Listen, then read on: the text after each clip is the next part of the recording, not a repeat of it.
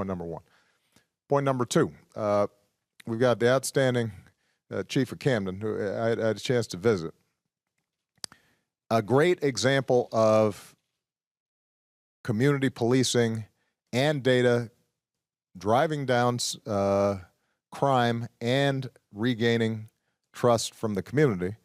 I mean, the chief here has got a sort of a war room that has cameras on some of the hot spots around the city, but it's not considered Big Brother because they've set up software where the community can direct the cameras so that they don't feel like they're being spied on from the outside, but rather it's a tool for the community to monitor what's happening.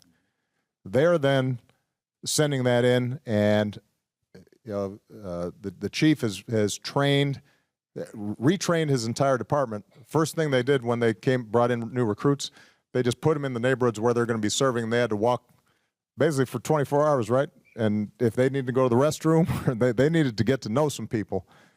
And so they started meeting local businesses, creative work, like, for example, where they know there were hot spots and some gang shootings related to drugs. Chief takes some forfeiture money, I think it was, and this was one of my favorite stories because it's smart. It shows us thinking. Purchases 2 ice cream trucks.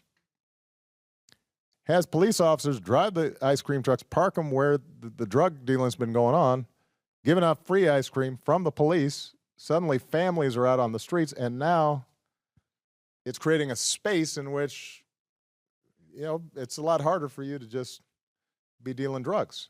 And the chief talks about sometimes we know who the drug dealers are. Instead of arresting them where they're just going to be released, we're just going to have an officer stand right next to them.